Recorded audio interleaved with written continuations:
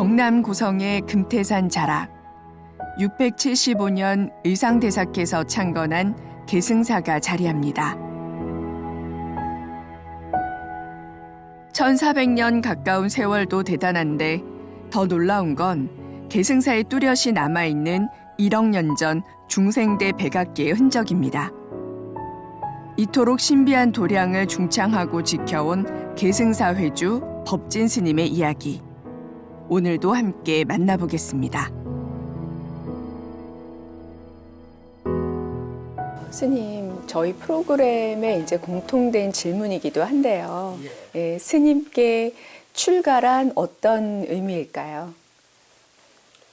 출가라 하는 것은 우리가 속가에서 사는 것은 일반 사람이 살고 있는데 그 일반 사람이 머리를 깎고 들어가서 스님이 되겠다 이라는 것은 속가에 있는 모든 인연을 다 끊어버리고 들어가는 게거든요.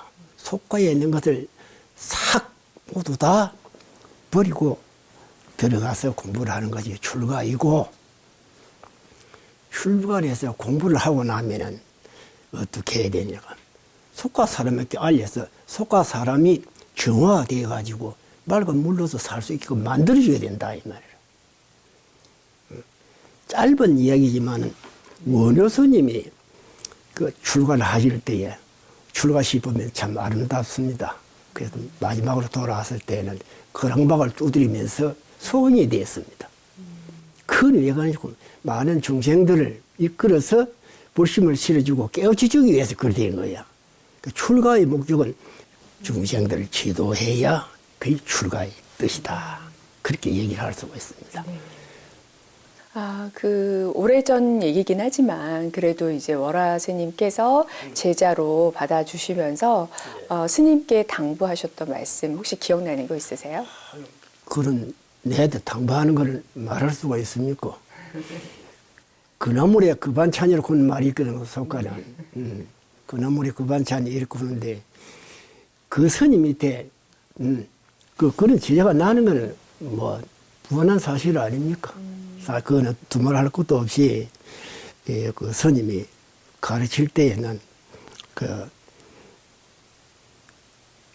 부처님 말씀 따라서 법에 맞추어서 불법에 따라서 생각을 잘하고 열심으로 정진해야지 입산한 행자가 다른데 머리를 두어서는 안 된다. 일일이 불륜 선이면 개자기니라 하루라도 착한 일을 생각하지 않냐 하면은 모든 잡생과 사기가 일어난다.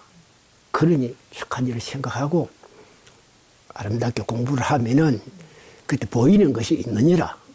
그런 말씀을 하셨죠. 네. 예, 그런 명심을 하고 열심히 이제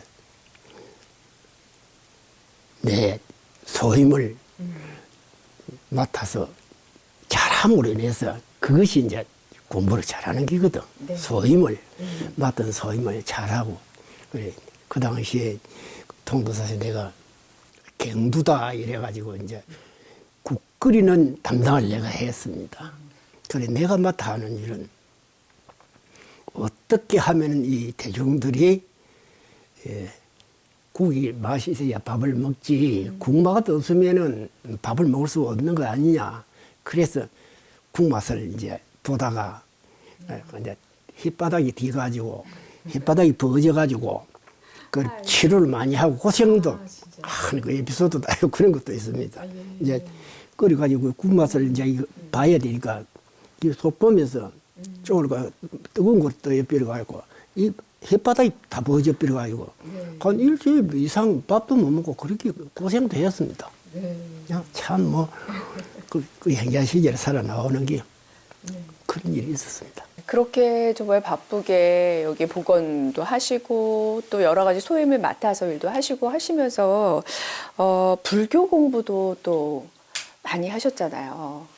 힘드셨을 것 같아요. 여러 가지 한꺼번에 하시느라. 그게 이제 출가를 해서 자기가 머리를 깎았다 일이 되지면은 그 무언가를 얻기 위해서 최선을 다해 노력하는 것이 그 불교의 수행자 근본입니다. 출가자의. 그렇지 아니하면은 뭘로 출가를 할 겁니까? 속까지 살고 있지. 월화 스님을 은사로 통도사에서 출가하신 법진 스님은 쇠락한 계승사를 중창하는 한편 통도사 보광선언과 동화사 신검당에서 참선 수행에도 진력하셨고요. 동국대학교 불교대학원에서 학업에 정진하고 사천 공군사령부 군법당 포교실장, 고성군 사암연합회장, 경남불교협회 사무총장을 역임하셨습니다. 1988년 대한불교 조계종 종정예하 서홍스님께 공적패를 받았으며 통도사 자장법우회 회장과 영축문화재단 이사를 맡고 계십니다. 네, 스님, 이제는 이 계승사에서 우리 스님께서 포교와 또 전법에 또 힘쓰셨잖아요. 그 펴주신 이야기를 좀 몇 가지 여쭈려고 해요. 1974년에 주주로 발령을 받으셨어요. 예, 오셔서 제일 처음에 하신 일이 어떤 일이세요? 부처님의 경전을 보면은 조건 없이 내걸 남에게 베풀어주는 것은 보시다 이 말이에요. 그래서 첫째는 재물 보시라 하는 것이 있고 두 번째는 몸 보시라 하는 게 있어. 몸을 보시라 한다는 거는 예를 들어서 말하자면은 옆집이나 앞집이나 집을 짓거나 담을 싸거나 무슨 일을 할 때 내가 몸으로 가서 도와주는 것을 이렇게 몸 보시라. 그래서 세 번째는 이제 마음을 보시다. 마음을 보시라 하는 건 뭐냐 하면 내 마음에 있는 것을 가지고 상대방에게 아름답게 이해를 할 수 있고 도와줄 수 있는 보시가 마음을 보시라. 그러면 스님은 어떻게 했느냐 하면 내가 주주가 처음에 되었으니까 나는 재물 보시도 아니고 몸보시도 아니고 어떻게 해서 마음으로서 보시를 해야 되겠느냐. 그런 이제 마음을 생각하고 초하룻날, 보름날 이제 법회를 시작한 거예요. 아름답고 부처님께서 좋은 말씀 이런 것을 이제 원화를 딱 작성해가지고 이제 법성에서 법문을 하는 거예요. 법문을 하가지고 이제 그 오는 사람들에게 또 그걸 한 자씩 논아준다 이 말이에요. 가져갈 수 있도록. 그런 법문을 계속적으로 얼마를 했느냐 하면은 한 달에 2번인데 2장밖에 더 되나 1년 해봐야 뭐 28장밖에 안 되는 거예요. 그러면 그것을 10년을 갖다가 한 개는 240장 넘어지는 거예요. 그것을 모아가지고 책을 만들어가지고 신도들이 우리 스님은 이런 법문을 했다 하면서 참 기가 차는 거예요. 그래서 마음을 전하는 이 보시가 바로 내가 이 부처님의 말씀을 전달하는 것이 가장 중요하지 않겠나. 주지를 하면서 내가 주지를 처음 발령받고 난 후로부터서는 그 포교를 근본을 하고 지금까지도 살았다. 힘들 때는 내게 어리광을 부려라 하며 무한한 사랑을 주신 스승 월화 스님. 스님께선 전법계를 내리며 제자의 깨달음을 인가해 주셨습니다. 스승께서 보여주신 믿음과 격려의 말씀이 있었기에 제자 법진 스님도 출가 수행자의 정신을 지키며 오랜 세월 포교와 전법의 한길을 걸어올 수 있었겠죠.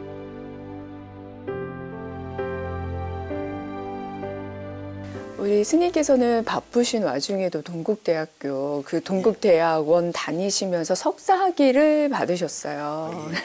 아니, 거리상으로도 굉장히 먼데 쉬운 일이 아니었을 것 같아요. 공부를 할 때는 지금 세대하고 조금 달랐습니다. 옛날에는 이제 그 서울 동국대학은 멀기 때문에 이제 일주일에 한 번 올라가고 이제 어떤 때는 잘 못되면 한 10일만 한번 가고 이랬는데 성적을 어떤 리포트 작성이라고 하는 게 있었습니다. 근데 이제 이 과정이 이렇게 나가고 그 배는 그 리포트 작성을 이런 무거울 딱 봐가지고 성적이 나왔습니다. 그런 시대였습니다. 지금하고 좀 다르죠. 그래서 예, 또 뭐 여러 가지가 내가 살아나가는 그 공부를 하거나 뭐 이게 이제 그 속가의 어른들이 하는 말씀 일견능해라 하는 말이 있는데 일견능해라 그런 거는 한번 보고 들으면은 능이 그 빨리 해석한다 이 말인데 내가 아마 그 남보다도 빨리 듣고 보고 하는 걸 좀 빨리 습득을 좀 한 그런 성품이었는가 봐요. 그래서 이제 그리고 또 이제 성품이 이제 별로 안 좋아서 어디에서 뭐 공부를 하거나 다거나 이제 부처님께서 탐심이 없어야 된다 이러거든. 탐심, 탐내는 마음. 그런데 공부를 많이 해서 잘해야 되겠다 한 거는 부처님이 그거는 탐심이 아니고 정심이라 이렇게 했다 이 말이야. 그 탐심이 아니다 이 말이지. 너무 것을 뺏으려고 내가 힘들지고 뭐 이렇게 이제 하는 이거는 탐내서 애설락한 건 아설락한 거는 탐심인데 공부를 내가 열심히 해서 내가 저 사람보다 앞서야 되겠다 하는 그건 탐심이 아니고는 그건 정심이라 이렇게 했단 말이야. 고든 마음으로 사는 거는 탐심이 아니라 했단 말이야. 정심을 많이 나보다 가져야만이 그 사람이 공부하는데도 우리가 이제 이조 시대나 또 신라 시대나 고려 시대나 역대 교통표를 일이 나오가 있다 아닙니까?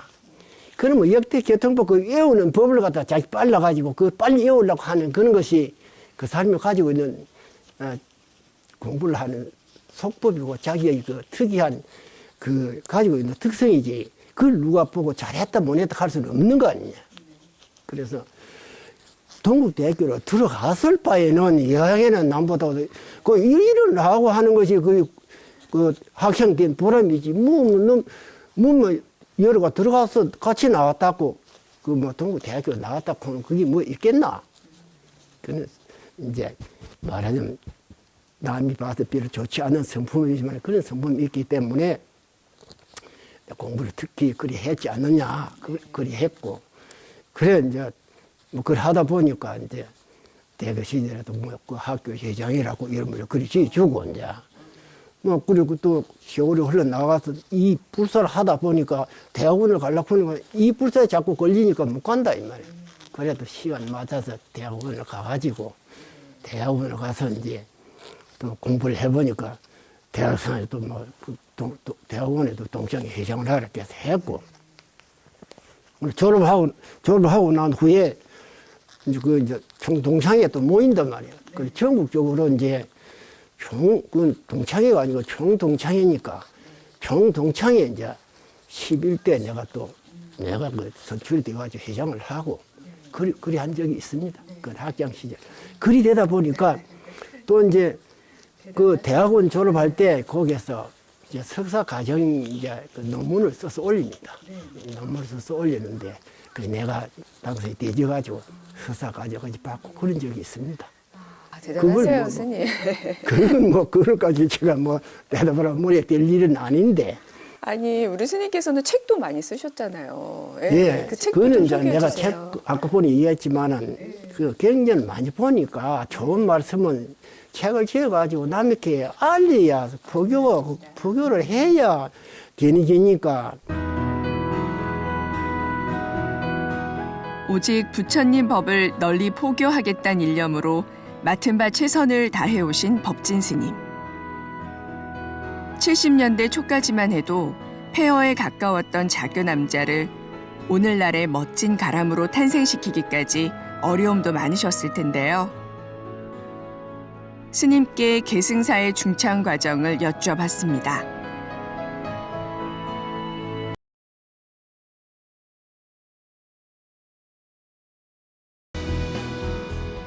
그 계승사 그러면 처음의 모습은 어땠어요? 여기 처음의 모습. 금대암이라. 아, 그냥 암자. 금대암. 금대암. 이 산이 금대산인데 금대암이라. 그러면 왜 이제 이곳에서 이제 딱 2년 또 지내고 와서 역복을 하면서 이제 관총 등록을 했는 거예요. 관총 등록을 하니까 관총 등록을 하려고 보니 이제 처음에 금대암이 있을 때는 문무왕 15년, 675년 그 의상대사 창건인데 그 표 어디에 벗으니까 솔솔지만 내가 이제 복원을 했다 이래가지고 내가 금대암을 할 수 없다. 이는 바꿔야 된다. 그럼 어떻게 바꿀 거냐.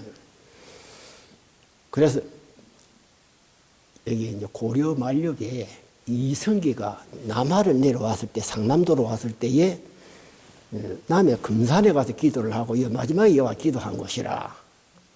이 산이 아주 참, 그래서 자기가 왕이 되고 난 후에 하룬 대검을 시켜가지고 이 산을 이제 마지막에 기도한 것이 태조가 되었다 이래가 금태산이라고 이름을 내라보네. 네, 그래서 그때부터 금태산이 되었거든. 아, 그때부터 금태산. 금태산. 네. 내가 이 절 이름을 딱 바꾸기는 어떻게 되냐. 아, 이거는 왕이 되려고 들러간 그 이름이 묘하다. 그러니까 이성계가 하는 거를 계자를 뺏는 거야. 기선하면 계자. 이성계에 하는 게 끄트머리. 이성계가 기선하면 계자거든. 이성계. 그러고 이제 내가 속과에 백성열인께는 내 성자, 내 가운데 있는 성자를 딱 뺐단 말이야. 그래서 계승사라. 그래서 계승사. 응, 아. 계승사라 이래가지고 이제 금태산에는 계승사다. 네. 그래 내가 이제 또 내 길감적으로 생각할 때는 이거는 반드시 앞으로 이 산의 계승사는 천추에 빛날 수 있는 그런 산이 되겠구나. 또 이름도 그와 같이 밝히는 것이 맞겠다 하는 예감에서 계승사라고 이름을 지었어요. 그랬는데 이제 종단 등록도 하고 또 이제 간청 등록도 하고 그럴 때 이제 계승사라고 일어나는데 그 계승사라고 지어도 이제 이 기증을 통도사에다 바로 다 해버리는 거예요. 네. 네. 이거 중창하실 때 이제 중창하시면서 그럼 첫 불사로 어떤 것부터 하시게? 최후에 지금 약사전 있는 그 자리에 이제 그 당시에 지금 지내왔던 그 역사가 사진이 다 찍히가 있거든. 사진이.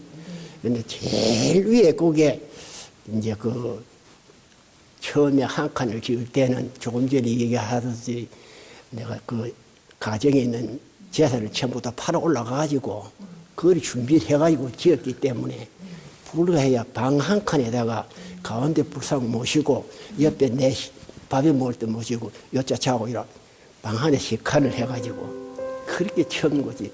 시초예요 그게. 예. 작은 법당에 불상을 모시고 기도하고 생활하면서 스님은 신도들을 위한 법회를 열고 부지런히 불사를 이어가셨답니다. 어려워도 묵묵히, 힘들어도 포기하지 않고 수행자의 한 길을 걸어온 법진 스님. 스님의 노력이 있었기에 오늘날 계승사는 고성을 대표하는 사찰이 되었습니다. 네, 지금까지 좋은 말씀 많이 해주셨는데요, 스님. 예. 마지막으로 우리 후학들에게 그리고 또 우리 시청자분들에게도 좋은 말씀 더 부탁드릴게요. 예. 우리 불교를 가진 이 부치자들에게 말씀하시기를 심시시불이요. 마음이 부처라 이렇게 했거든. 마음이 부처라 하는 거는 우리가 쉽게 들 때는 그 무슨 말인지 어렵겠지만은 우리가 사람이 큰 인류에게 말할 때 부처님보다 다 부처렇게 했단 말이에요. 부처인데 왜 부처님 역할을 못하느냐 이 말이에요.